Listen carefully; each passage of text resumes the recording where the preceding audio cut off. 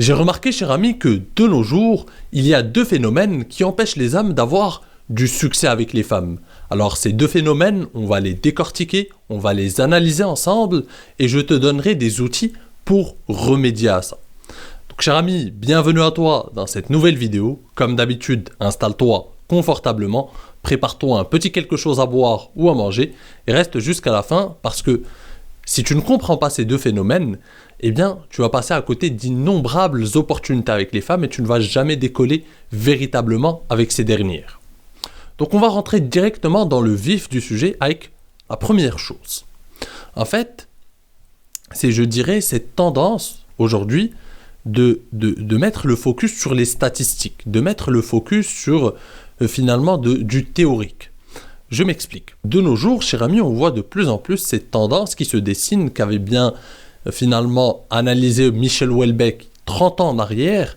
Cette tendance, cette inégalité finalement sur le marché de la séduction. Cette loi de Pareto un peu de 80-20. 20% des hommes se partagent 80% des femmes, ou en tout cas ont des opportunités avec 80% des femmes et le reste des hommes finalement se partagent les miettes. Et ça c'est véritable parce que dans mon avant-dernière vidéo, si tu t'en rappelles, cher ami, je t'avais fait une vidéo avec une étude sérieuse du Pew Research Center sur les utilisateurs des applis de rencontre et on a vu finalement que ce chiffre ressortait lorsqu'on demandait aux hommes et aux femmes comment ils se sentaient par rapport au nombre de messages qu'ils recevaient, au nombre de matchs qu'ils recevaient. On a vu que 64% des adultes américains se sentent en insécurité face au peu de messages et au peu de matchs ou à l'absence de matchs et de messages qu'ils ont sur l'appli. Par contre, ce chiffre est de seulement 40% pour les femmes. Et au contraire, 25% des hommes, des adultes américains, disent avoir une abondance de matchs et de messages. Donc on voit finalement un peu cette tendance se rapprocher. On se rapproche de ces 20-80, cette loi de Pareto. Mais là où ça devient pernicieux, cher ami, c'est lorsqu'on garde ces chiffres en tête, qu'on se focalise sur les statistiques lors de nos interactions sociales. Là où ça devient finalement contre-productif. Par exemple, si tu vas parler avec une femme et que dans ta tête tu te dis oui mais moi peut-être je fais partie de cette tendance, de ce pourcentage d'hommes qui n'a pas d'opportunité, donc forcément cette fille ne sera pas intéressée, et on commence à voir ces chiffres comme finalement des bases solides. Or, n'oublie pas une chose, les relations humaines, les relations amoureuses ne sont pas une équation mathématique. Chaque interaction nouvelle, c'est une nouvelle expérience. Tu peux connaître des surprises, tu peux avoir une surprise, tu peux avoir une femme qui émotionnellement se connecte à toi, même si finalement les probabilités au départ ne jouent pas en ta faveur. Et c'est ainsi, c'est le charme des relations humaines. Donc, résumer les relations humaines à une sorte de statistique, à une sorte de chiffre, ce serait dommage. Je ne te dis pas non plus de ne pas connaître ces chiffres, c'est important pour comprendre comment passer à l'action, pour avoir des stratégies sur le long terme, pour savoir comment mettre en place, à augmenter sa valeur d'homme pour s'en sortir, pour tirer son épingle du jeu. Là, je suis d'accord. Et avoir ces statistiques en tête, c'est bien pour connaître la réalité du game. Je suis d'accord. Par contre, si tu les as tout le temps, s'ils t'obsèdent dans ton esprit et ils t'empêchent de passer à l'action, et ils t'empêchent, ils te rendent fataliste, ils te disent, en fait, ces chiffres, tu les as en tête, tu te dis, bah, je peux rien faire de toute façon, je fais partie de ce pourcentage d'hommes qui n'a pas d'opportunité avec les femmes, et donc je ne peux rien faire, et donc finalement, ça ne sert à rien de parler avec cette fille, ça ne sert à rien de me former, ça ne sert à rien de développer des compétences en séduction, ça ne sert à rien, de toute façon, je fais partie de ce chiffre. Et ça, c'est très dommage. Et tu passes à côté de ta vie avec ce genre de mentalité. On va faire un petit parallèle avec le football parce que c'est très intéressant. Vois-tu, cher ami, cette dernière Coupe du Monde nous a finalement offert son lot de surprises. Alors, le Maroc, outsider, est arrivé en demi-finale de cette Coupe du Monde, alors que personne ne l'attendait à ce stade de la compétition. Le Maroc, normalement, il devait sortir en phase de poule. Il était dans le groupe de la Croatie et de la Belgique. Donc, normalement, phase de poule, c'est ciao, avion, retour. Par contre, il a dépassé cette phase de poule. Et ensuite, il a dépassé l'Espagne en 8e de finale. Et il a gagné contre le Portugal en quart de finale. Et il est allé défier la France en demi-finale, il l'a perdu. Bref, tout ça pour te dire que si on suit les statistiques, le Maroc, avant cette Coupe du Monde, c'est 5 participations en Coupe du Monde, une seule qualification au deuxième tour, aux phases à élimination directe, c'était en 1986, et le Maroc a perdu directement en 8e de finale. Donc, si on part sur les chiffres, si on analyse que les statistiques, même les plus optimistes d'entre nous n'auraient jamais vu le Maroc à ce stade de la compétition. Mais là, imagine si l'équipe en elle-même ne pensait pas arriver là, n'y croyait pas, regardait les chiffres et se disait, de toute façon, nous, maximum qu'on puisse faire, c'est déjà ramener juste une victoire en phase de poule, c'est déjà quelque chose de grand et on a juste à gagner le Canada et le reste, c'est pas grave, on repartira chez nous. Imagine s'ils étaient partis avec ce genre de mentalité. Tu es d'accord qu'ils iraient pas très loin parce que les chiffres ne jouent pas en leur faveur s'ils y vont défaitistes. Mais non, ils ont choisi d'y croire, ils se sont dit, le passé c'est le passé, on est une nouvelle génération et on va défier les chiffres. Et on va challenger ces chiffres. Et c'est avec cette mentalité que tu dois finalement opérer dans la vie, cher ami.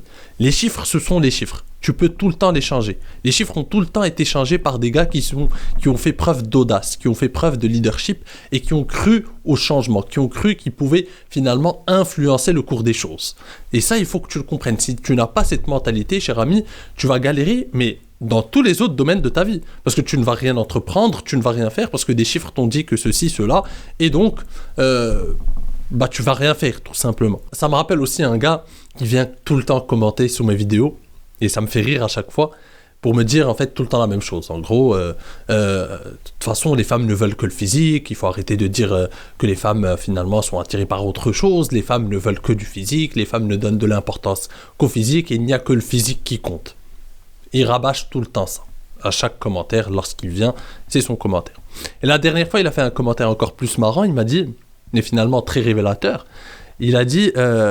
non, en fait, il n'y a que le physique qui compte. Regarde, la preuve, ma dernière interaction avec une fille, en fait, on parlait par message et à un moment donné, on s'est dit, il l'avait rencontré peut-être sur un site de rencontre ou un truc, il ne s'était pas vu physiquement.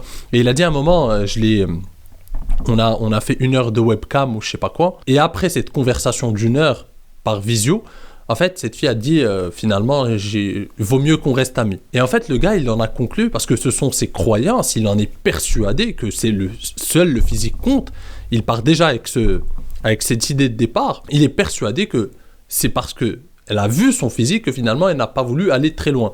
Et il ne se remet jamais en question.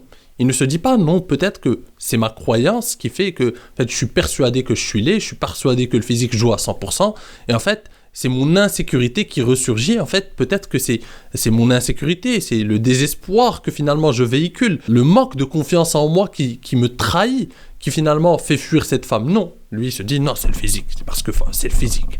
Et donc il en est persuadé. Et moi, je t'invite à croire ce que tu veux, cher ami. Moi, je ne suis pas là pour te dire ce que tu dois croire ou pas croire. Si tu crois que le physique c'est le physique, que le physique compte à 100%, tu as tout à fait le droit. Par contre, je veux juste te dire que tes croyances forment ta réalité. C'est-à-dire que si tu en es sûr, si tu es sûr que seul le physique compte, et que toi tu penses que tu es laid par exemple, eh bien finalement, toutes tes interactions avec les femmes vont finir de la même manière. Elles vont finir par une femme qui te rejette, et toi tu es persuadé que c'est parce que c'est ton physique. Et tu ne te remettras jamais en question, tu te diras jamais en fait, non peut-être c'est parce que c'est mon insécurité par rapport à ça, c'est le fait que je transmette cette insécurité. Les femmes ne sont pas réceptives à cette insécurité. Les femmes sont réceptives à la confiance en soi, au leadership, à l'audace, etc. Mais il ne va jamais se remettre en question. Mais c'est juste pour te dire que en fait tes croyances, les chiffres, tout ce qui tourne dans ta tête et t'envahit l'espace mental va jouer. Mais quand tu parles avec une femme, quand tu vas jouer un nouveau match, tu dois oublier tout ça. Tu dois mettre tout ça de côté. Chaque nouvelle interaction est une nouvelle expérience, est une nouvelle page qui s'écrit. Et si tu pars avec cette mentalité, crois-moi, tu vas changer les choses. Parce que déjà, de 1, tu vas connaître de nouvelles expériences, tu vas passer à l'action. Et de 3, tu vas apprendre des choses parce que tu vas te remettre en question et tu auras une panoplie de retours sur expérience parmi toutes les femmes que tu as abordées, parmi toutes les femmes avec qui tu as passé un moment, parmi toutes les femmes avec qui tu as interagi. Tu commences à voir ce qui marche, ce qui ne marche pas. Tu as un feedback. Là, c'est différent. Donc, cher ami, si tu pars défaitiste avec des chiffres en tête ou des croyances en tête qui te disent que de toute façon, c'est pas pour toi, que de toute façon, les femmes ne répondent qu'à ceci, qu'à cela, et que tu ne laisses pas la surprise opérer, que tu ne laisses pas de nouvelles expériences t'apprendre de nouvelles choses et que tu es coincé dans une sorte de croyance, dans des sortes de croyances limitantes, tu vas passer à côté de ta vie, finalement, cher ami. C'est toi qui es perdant. Ce n'est pas quelqu'un d'autre. Tu es le seul perdant. Parce que tu pars avec cette croyance et tu es bloqué dans cette croyance, emprisonné dans cette croyance, et tu ne vis rien de nouveau. Donc ça, c'est le premier point. Le deuxième point qui, pour moi, empêche les hommes d'avoir du succès avec les femmes, et d'avoir du succès dans la vie en général, même, de nos jours, c'est leur incapacité à comprendre que chaque domaine peut se perfectionner, chaque compétence peut s'apprendre, chaque chose, on peut avoir de l'influence sur elle si on s'y donne les moyens. Et donc la mentalité défaitiste et fataliste ne va jamais t'aider à avancer dans ta vie. Si tu penses que finalement tu n'es pas beau, tu n'es pas riche, tu n'es pas ceci, tu n'es pas cela, et que finalement de toute façon tu ne plairas jamais aux femmes, c'est comme ça, tu n'es pas fait pour plaire, tu n'es pas fait pour réussir dans ce domaine, tu n'es pas fait pour devenir ceci, tu n'es pas fait pour avoir du succès, tu es fait pour te lamenter, etc. C'est ton choix. Mais tu passes à côté de quelque chose encore. Parce que les gars, l'alpha qui avance dans sa vie, qui a du succès, qui a finalement du succès professionnellement avec les femmes dans de nombreux domaines de sa vie, c'est le gars qui se dit « Ok, qu'est-ce que je peux faire pour améliorer tel truc? Qu'est-ce que je peux faire pour améliorer telle chose? Comment je peux augmenter ma valeur d'homme?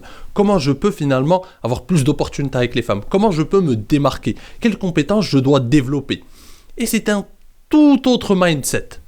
Et cette mentalité, cher ami, c'est ce qui amène les âmes à évoluer, à avancer, à transcender leurs limites, à avoir finalement une influence sur le destin, à bouleverser leur destin et à aller de l'avant. Combien d'hommes sont venus d'en bas, cher ami, et ont réussi à finalement challenger leur destin? Combien? Bien sûr, c'est une minorité, mais il y en a beaucoup. Il y en a. Et ils ont réussi. Donc l'alpha, c'est le gars qui se dit, si un tel a réussi, pourquoi pas moi? Si lui l'a fait, je peux le faire, je ne suis pas plus con qu'un autre. Alors que le bêta se dit, non, de toute façon, c'est comme si, maintenant, en fait, si c'était si facile, ce serait comme ça. Et il a cette mentalité il ne se dit pas, oui, qu'est-ce que je peux mettre en place? Il est tout le temps finalement, dans le fait de se plaindre, dans le fait de se lamenter, dans le fait de se dire que la vie est injuste, dans le fait d'avoir une vision un peu moralisatrice de la vie, d'avoir, oui, mais c'est ainsi, mais c'est injuste, mais c'est la vie, elle est telle qu'elle est. Soit tu t'adaptes, soit tu continues à pleurnicher dans ton coin, cher ami. Et l'alpha, cher ami, ne pleurniche pas. Il a choisi la première solution. Il s'adapte, il avance, il voit ce qu'il peut changer et il travaille dessus. Tout simplement. La mentalité défaitiste, fataliste n'a jamais mené quelqu'un quelque part. Ça garde des hommes dans leur propre médiocrité, ça cultive sa propre médiocrité et on nage dedans, on s'y noie. Par contre, vouloir transformer les choses, se former, investir sur soi-même, essayer de penser à qu'est-ce que je peux mettre en place pour améliorer ma vie, pour avoir plus d'opportunités avec les femmes, pour pouvoir avoir ces opportunités professionnelles, pour pouvoir, je ne sais pas, améliorer mes compétences sociales, pour pouvoir développer mon réseau. Ça, finalement, ça te mène quelque part. Même si parfois tu peux avoir des échecs, ça fait partie de la vie, même si tu ne réussis pas dans tout, mais à la limite, tu avances quelque part. Tu vas forcément avancer. Avec cette mentalité, tu mets en place des stratégies pour t'en sortir. Parce que c'est très facile, cher ami, de se lamenter. C'est donné à tout le monde. C'est pour ça que la plupart des gens choisissent ça.